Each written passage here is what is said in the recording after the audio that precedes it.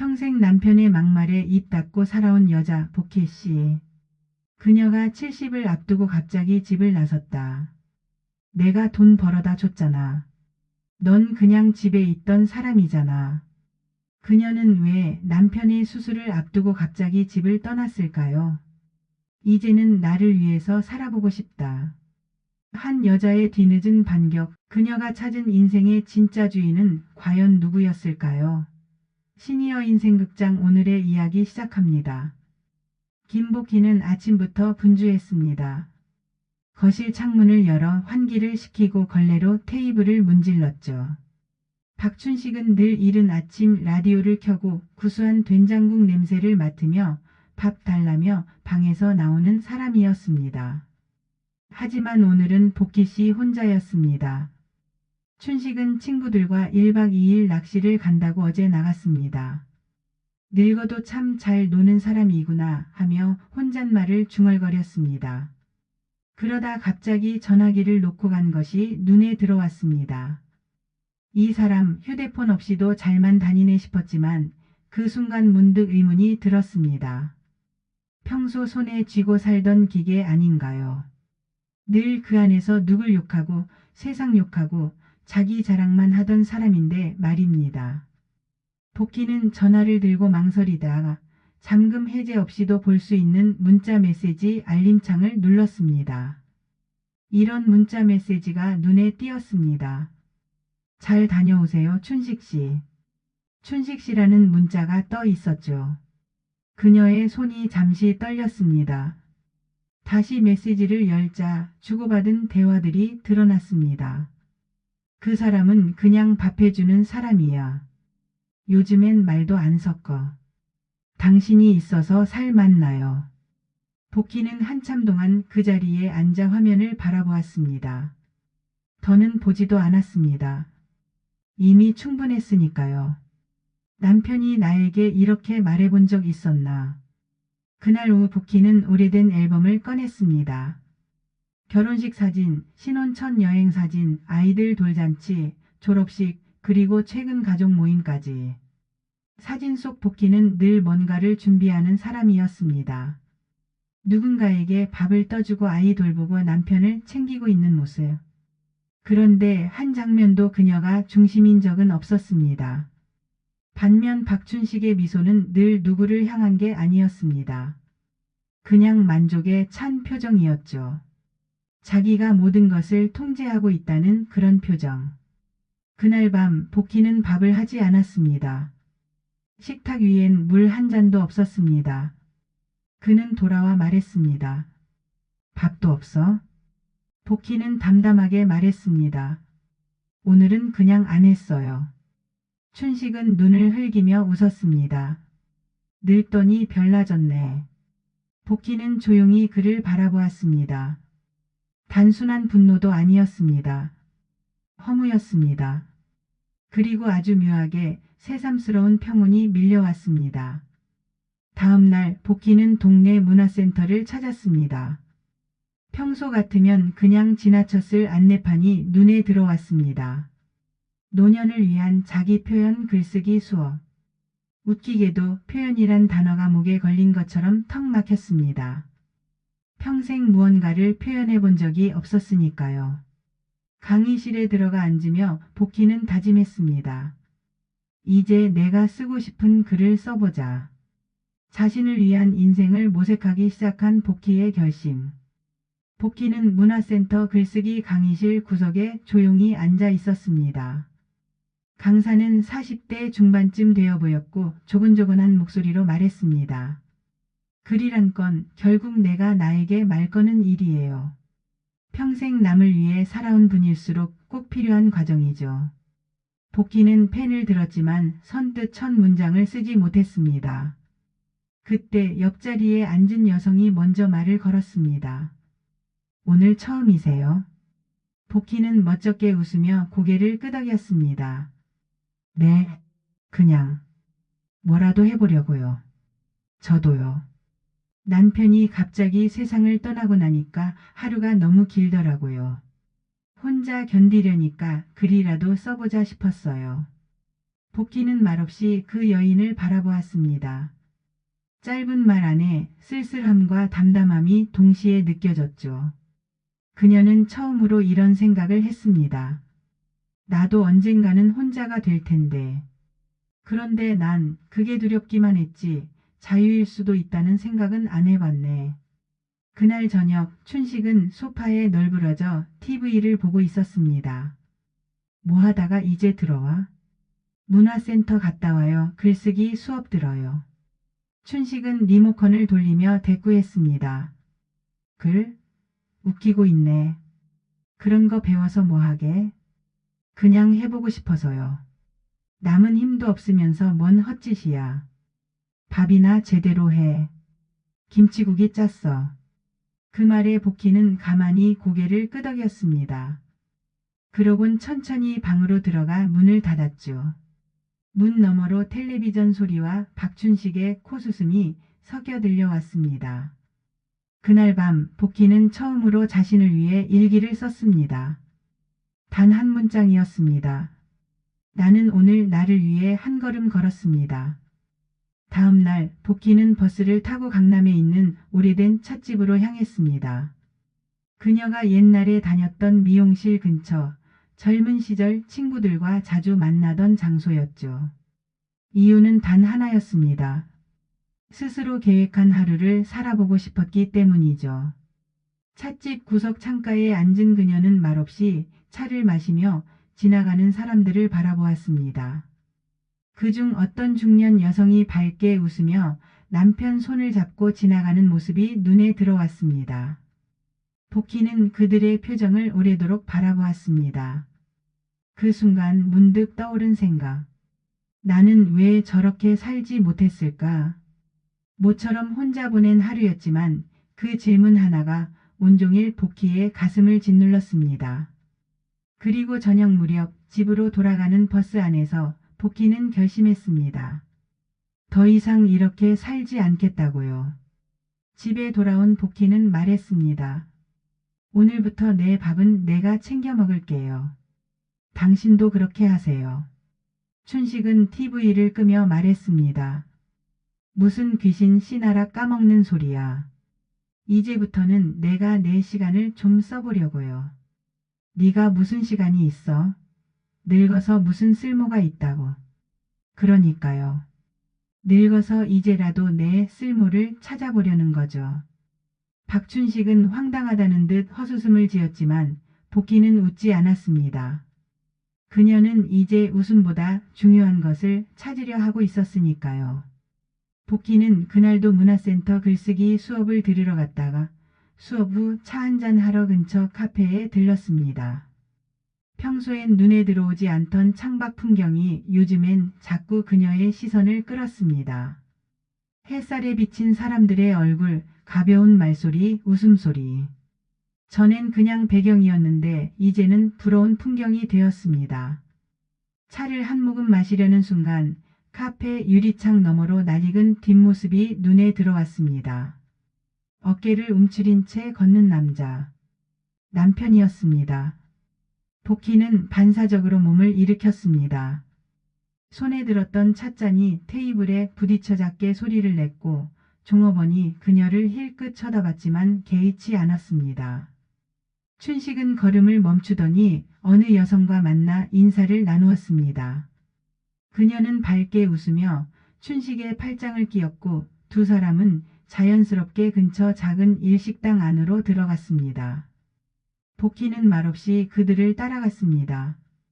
가게 유리문 너머로 그들의 모습이 훤히 보였습니다. 여자는 50대 중후반쯤 되어 보였고 단정한 외모에 말할 때마다 춘식을 바라보는 눈빛이 깊었습니다. 그리고 춘식은 그 앞에서 한껏 젠체하며 말하고 있었습니다. 우리 마누라는 그런 거 몰라. 내가 다 알아서 해요. 걘 그냥 집에만 있는 사람이니까. 복희는 멍한 얼굴로 유리창에 기대섰습니다. 춘식은 그 앞에서 다른 사람이 되어 있었습니다. 재미있는 농담도 하고 여자에게 접시를 밀어주고 간장 종지까지 챙겨주고 있었습니다. 그 친절함, 정성, 배려 단 한 번도 복희에겐 없었던 것들이었습니다. 그리고 그 여자의 입에서 나온 말. 우리 올여름엔 같이 동해라도 다녀올까요? 좋지요. 아, 근데 그 집사람한테 어떻게 하려고요? 에이, 그 사람은 내가 출장 간다고 하면 믿어요. 걱정 마요. 복희는 입술을 깨물었습니다. 더는 보지 못하겠다 싶어 몸을 돌려 나가려는데 마침 식당 안에서 춘식이 고개를 돌려 창밖을 보았습니다. 그 순간 눈이 마주쳤습니다. 둘 사이에 짧은 정적이 흘렀습니다. 춘식의 눈이 커졌고 복희는 그 자리에 굳은 듯 서 있었습니다. 그러더니 춘식은 허둥지둥 일어났고 여자는 깜짝 놀라며 물었습니다. 왜요? 누구의 새? 춘식은 말없이 자리에서 일어나 식당 문을 열고 나왔습니다. 복희는 조용히 말했습니다. 밖에서 이렇게 사시는군요. 춘식은 주변을 둘러보며 목소리를 낮췄습니다. 당신 여기서 뭐 하는 거야? 따라온 거야? 따라온 게 아니라 그냥 우연히 마주친 거죠. 근데 지금은 좀 그렇고 집에 가서 얘기하자고. 무슨 얘기려? 바람 피우는 남편 얘긴가요? 아니면 거짓말을 밥 먹듯 하는 인간 얘긴가요? 제발 목소리 낮춰. 사람들 보잖아. 사람들 보니까 창피하죠. 당신이 평생 내게 했던 말들, 지금 누구한테는 그렇게 곱게 하네요. 복희는 그의 얼굴을 조용히 바라보다 그냥 돌아섰습니다. 걸음은 떨렸지만 등은 곧게 폈습니다. 집에 돌아온 그녀는 거실 소파에 주저앉았습니다. 방 안은 조용했습니다. 그리고 어느새 눈물이 흐르고 있었습니다. 분노도 슬픔도 아닌 복잡한 감정들이 뒤섞인 눈물이었습니다. 그녀는 천천히 중얼거렸습니다. 그래, 이제 정말 끝이구나. 그러고는 다시 천천히 말했습니다. 이제부터는 나를 위한 인생을 살아야겠습니다. 아무도 나를 위로해주지 않아도 나는 나를 다시 일으켜야 했다. 며칠 동안 복희는 무기력하게 시간을 보냈습니다. 밥맛이 없다는 말 이제야 실감이 났습니다. 냉장고에 남아있던 반찬들은 썩어갔고 집안 곳곳에 조용히 먼지들이 쌓여갔습니다. 춘식은 그날 이후 아무 일도 없었다는 듯 행동했습니다. 아침엔 신문을 보며 기지개를 켰고 점심엔 식탁에서 쩝쩝거리며 짜장면을 시켜 먹고 저녁엔 TV 앞에서 트름을 했습니다. 복희는 조용히 그를 지켜보다 어느 날 낮에 혼자 나가 미용실로 향했습니다. 거울 앞에 앉아 있으니 미용사가 반갑게 인사했습니다. 요즘 왜 안 보이셨어요? 어르신이 오시면 미용실이 환해지는데요. 그냥 좀 생각이 많았어요. 복희는 시선을 피하며 대답했죠. 그러나 거울 속 자신의 모습은 피할 수 없었습니다. 축 처진 눈과 탁한 피부. 갑자기 눈물이 핑 돌았지만 그녀는 꾹 참았습니다. 그날 저녁 복희는 동네 문화센터에서 신청했던 라틴 댄스 강습 첫 수업에 나갔습니다. 그동안 신청만 해놓고 한 번도 가지 못했던 강좌였죠. 몸이 둔하고 어색했지만 박자에 맞춰 몸을 움직이니 마음 한구석이 조금씩 풀리는 것 같았습니다. 수업이 끝나고 땀에 젖은 채 복희는 벤치에 앉아 물을 마셨습니다. 그때 함께 수업을 듣던 또래 여성들이 다가왔습니다. 처음 오셨어요? 예, 맞아요. 와, 처음인데 리듬감 있으시던데요. 금방 늘 거예요. 다음 주에 같이 저녁 먹고 수업 들어요. 저희끼리 가끔 그렇게 해요. 그 말에 복희는 조금 놀랐습니다. 누군가가 자신을 환영해주는 느낌 참 오랜만이었습니다. 그녀는 고개를 끄덕이며 말했습니다. 고맙습니다. 다음 주엔 꼭 올게요. 집에 돌아오는 길 복희는 밤하늘을 올려다보았습니다. 별이 반짝였고 밤바람이 살갗에 닿았습니다. 그 순간 문득 이런 생각이 들었습니다. 나는 왜 지금까지 나 자신을 버리고 살았을까? 남편의 외도는 충격이었지만 어쩌면 그것이 아니었어도 그녀는 언젠가는 깨달았을 것입니다. 자신이 어떤 삶을 살아왔는지, 얼마나 외로웠는지, 그리고 얼마나 비참했는지. 그날 밤 복희는 춘식의 얼굴을 똑바로 바라보며 말했습니다. 오늘도 늦으셨네요. 응, 회식했어. 피곤하니까 물이나 줘. 냉장고에 있어요. 알아서 드세요. 뭐야, 말투 왜 그래? 저도 이제 좀 편하게 살려고요. 당신만 그렇게 살 수 있는 게 아니잖아요. 춘식은 황당한 표정으로 복희를 쳐다봤습니다. 그러나 그녀는 더 이상 고개를 숙이지 않았습니다. 그날 이후 복희는 집안일을 일부러 덜 했습니다. 청소기를 돌리지 않는 날이 늘었고 반찬도 간단히 해결했습니다. 춘식이 불만을 말하면 복희는 웃으며 대꾸했습니다. 저도 요즘 수업 듣고 운동하고 바빠서요. 서로 좀 이해해요. 춘식은 며칠간 어색해했지만 다시 옛 버릇대로 돌아갔습니다.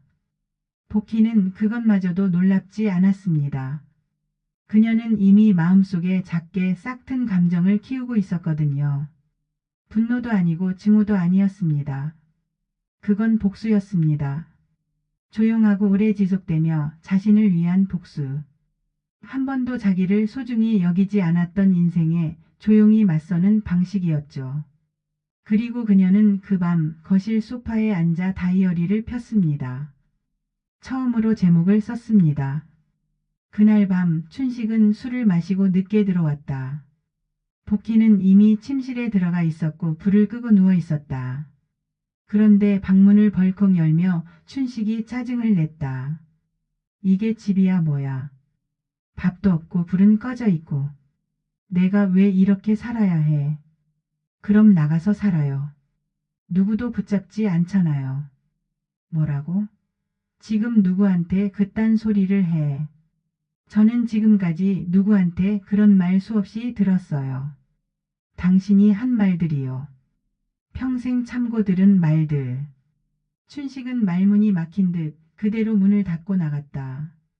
복희는 가슴이 콱 막히는 기분이었지만 눈물은 나오지 않았다. 대신 오래된 사슬 하나가 끊어지는 소리가 들리는 듯 했다. 그날 밤 복희는 처음으로 자기 방을 만들었다. 책장 하나, 전기장판 하나. 단출했지만 그녀의 공간이었다. 춘식이 어이없다는 듯 물었다. 뭐 하는 짓이야 이게. 이제부터 각자 좀 편하게 살아요. 저도 제 공간이 필요하니까요. 이런 미친 소릴. 춘식이 내뱉은 막말을 복희는 차분히 잘랐다. 막말 그만하세요. 당신 말에 상처받는 거 이젠 그만이에요. 내가 언제 상처를 줬다고 그래. 당신은 몰라요. 평생 모르고 살겠죠. 그래서 이제는 제가 아는 만큼 행동하려고요. 춘식은 벙찐 얼굴로 복희를 쳐다봤다. 그녀는 더 이상 움츠리지 않았다. 그날 밤 복희는 다이어리에 이렇게 썼다. 진짜 나로 살아가는 첫 번째 밤. 고요하지만 흔들림 없는 밤입니다. 그리고 병원에서의 통보. 복희는 그날도 어김없이 문화센터 수업을 마치고 돌아오던 길이었다. 집에 들어서자마자 전화가 울렸다. 화면에는 남편이라는 글자가 떠 있었다. 복희는 잠시 망설이다가 전화를 받았다. 나 지금 병원이야. 병원이요? 무슨 일이에요? 다리가 갑자기 저려서 쓰러졌어. 회사 앞에서 구급차 타고 실려왔어. 복희는 한순간에 얼굴이 하얘졌다. 오래된 정이 남아있던 걸까? 다리가 저절로 움직였다. 급히 택시를 타고 병원 응급실로 향했다. 춘식은 링거를 맞으며 누워 있었다. 복희가 들어오자 놀란 듯 눈을 떴다. 왜 이제 와? 남편의 첫 마디였다. 의사는 곧바로 복희를 불러 검사 결과를 설명했다. 혈관 문제는 아닌데요. 정밀 검사 중에 간 수치가 비정상적으로 나왔습니다. 간이요? 네, 간에 종양이 보입니다. 정밀 조직 검사 들어가야 합니다. 어쩌면 간암일 가능성도 있어서요. 복희는 말이 나오지 않았다. 암. 그 단어 하나가 그녀의 뒷덜미를 잡아 끌듯 무겁게 내려앉았다. 방으로 돌아오자 춘식은 눈만 껌뻑이고 있었다. 의사가 뭐래? 그냥 간에 기름 낀 거라며? 아니요, 암이래요. 정밀 검사 들어가야 한다고요. 뭐? 그게 무슨 소리야? 춘식은 당황한 기색이 역력했지만 곧 침묵했다. 그리고 한참을 뜸들이더니 복희를 바라보며 말했다. 나 당신한테 좀 미안하다. 갑자기 왜요? 병원에 누워 있으니까 이상하게 생각이 많아지더라고. 복희는 고개를 들지 않았다. 그의 사과가 정말이었는지 아니면 공포에서 나온 임시방편인지 알 수 없었기 때문이다. 앞으로 좀 잘해볼게. 그 말 예전에도 들었어요. 언제? 복희는 조용히 입을 열었다. 20살 넘어 당신한테 시집 왔을 때요. 고생 안 시키겠다던 그 말. 그때도 이런 표정이었죠. 그런데 결국 제 인생이 뭐가 됐는지 아세요? 춘식은 말없이 고개를 떨궜다. 그 침묵 속에서 복희는 문득 깨달았다. 지금 이 순간 춘식은 변할 수 없는 사람이라는 것을. 그는 위기에만 변하는 척을 할 줄 아는 사람이었다. 며칠 후 병원에서 정밀 검사 결과가 나왔다.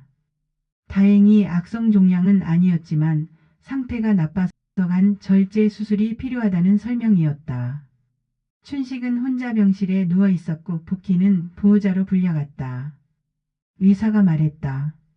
보호자분께서 입원 동의서랑 수술 동의서에 서명해 주셔야 합니다.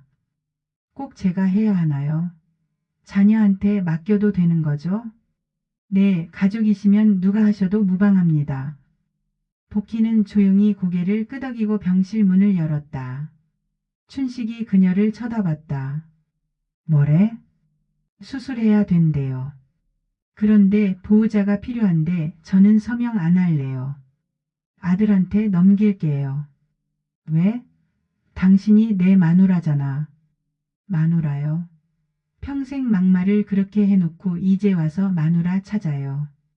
복희는 침착하게 말을 이었다. 앞으로 치료는 병원에서 잘 받으세요. 아들한테는 제가 얘기해 둘게요. 그녀는 병실을 나서며 문을 닫았다. 복희는 병원에서 돌아온 뒤 춘식의 수술 동의서를 아들에게 넘기고 연락을 끊었다. 아들은 당황했다. 어머니가 그럴 분이 아니라고 생각했기 때문이다. 엄마 무슨 일이에요? 아빠 혼자 입원해 있대요. 너도 다 컸으니까 말할게. 내 아빠 평생 나한테 막말만 했어.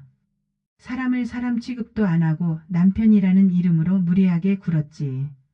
그건 알지만 너한텐 아빠가 그냥 아빠였겠지만 나한텐 남편이었고 폭언의 주인이었어. 아들은 할 말을 잃은 듯 조용해졌다. 며칠 뒤 복희는 여권을 꺼내들었다. 그녀는 문화센터 친구들과 함께 유럽 여행을 준비 중이었다. 카페에 모인 친구들이 말했다. 복희 언니 진짜 괜찮겠어요? 남편 혼자 두고. 괜찮아. 멋있다.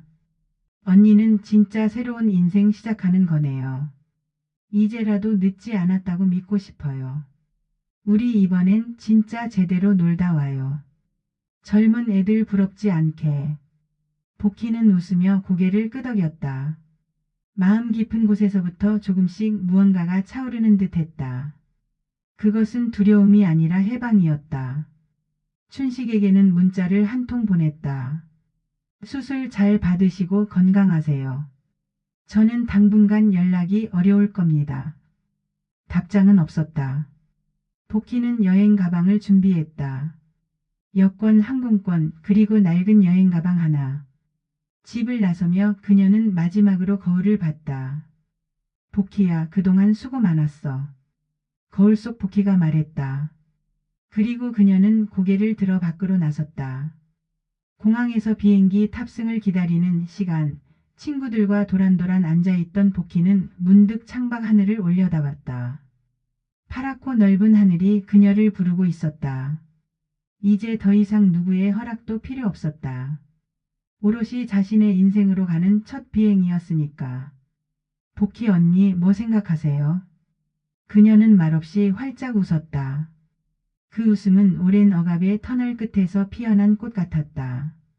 잔잔하지만 강하게 퍼져나가는 자유의 향기. 이제야 진짜 내 인생. 젊은 시절엔 늘 남편과 아들을 챙기느라 여행은커녕 동네 시장도 혼자 마음대로 다녀본 적이 없었는데 지금은 지도를 펴들고 스스로 걸어 나아갈 수 있게 된 자신이 신기했다. 문화센터 친구들과 함께한 유럽 첫 여행지는 프랑스 남부의 아비뇽이었다. 햇살 가득한 골목과 중세풍의 건물들이 그녀를 맞이했다. 복희 언니, 이 분위기 너무 좋죠? 그러게요. 그냥 이렇게 햇살 쐬는 것도 누가 뭐라 안 하는 것도 너무 좋아요. 친구들과 함께 걷다 문득 멈춰선 그녀는 어느 작은 카페 테라스에 앉아 와인 한 잔을 주문했다. 남편이 있었다면 상상도 못했을 순간이었다. 그녀는 웃으며 잔을 들어 올렸다. 그 와중에도 한국에서 도착한 문자 하나가 화면을 켰다. 엄마, 아버지 수술은 잘 됐어요. 이제야 조금 알겠어요. 엄마가 얼마나 힘들었을지. 즐거운 여행하고 돌아오세요. 아들의 문자를 읽으며 복희는 잠시 눈시울이 붉어졌다. 그러나 그 눈물은 슬픔이 아니었다. 오랜 오해가 풀리고 비로소 가족 안에서의 자리도 제자리를 찾기 시작했다는 안도감이었다. 복희 언니 진짜 젊어진 것 같아요. 그럴 리가요. 언니 눈빛이 살아있잖아요. 아, 그런가요? 저녁 노을 속 복희는 숙소 앞 벤치에 혼자 앉았다. 과거를 돌아보며 자신이 참 오래 참고 견뎌왔다는 걸 인정했다. 그러나 이제는 그럴 필요가 없다는 것도 깨달았다. 한순간도 후회 없이 이 길을 걷겠다는 다짐이었다. 여행이 끝나갈 무렵 그녀는 한 장의 엽서를 썼다. 받는 사람은 남편 춘식이었다. 춘식 씨, 수술 잘 마치셨다니 다행이에요. 이젠 저 없이도 잘 지내시길 바랍니다. 저는 오랜만에 제 인생을 되찾았고 더는 예전으로 돌아가지 않을 생각입니다. 서로의 삶을 존중하면서 남은 생을 각자의 방식으로 살았으면 좋겠습니다. 잘 지내세요.